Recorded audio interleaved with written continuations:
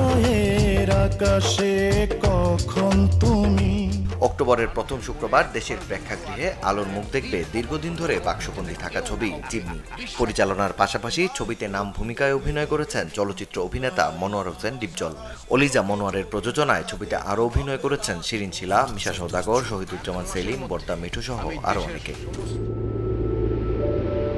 শারদীয় দুর্গাপূজা উপলক্ষে 11 অক্টোবর প্রেক্ষাগৃহে মুক্তি পাবে কুসুম শিকদার পরিচালিত প্রথম চলচ্চিত্র শরতের জবা।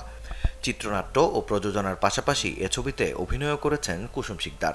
ছবিতে আরও অভিনয় করেছেন জিতু আহসান, ইয়াশ রোহান, নেহা, নরেশ ভুইয়া, শহীদুল আলম সাচ্চুর মতো তারকারা।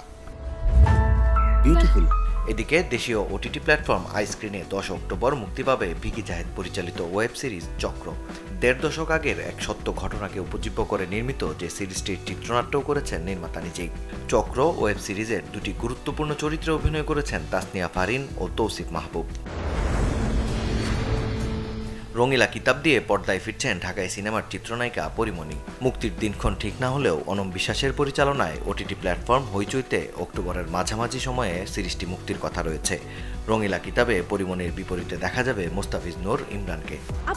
আমি কিন্তু ডেস্টিনেশন ওয়েডিং চাই। চলতি মাসেই আরেক দেশীয় ওটিটি চরকিতে মুক্তির কথা রয়েছে মিনিস্ট্রি অফ লাভ প্রকল্পের সিনেমা 36-24-36। রেজাউর রহমানের পরিচালনায় সামাজিক স্টিগমা নিয়ে নির্মিত এই গল্পে অভিনয় করেছেন দিঘি, শাওন, কারিনা কাইসার সহ অনেকে। মাকসুদুল হক ইমু, চ্যানেল 24।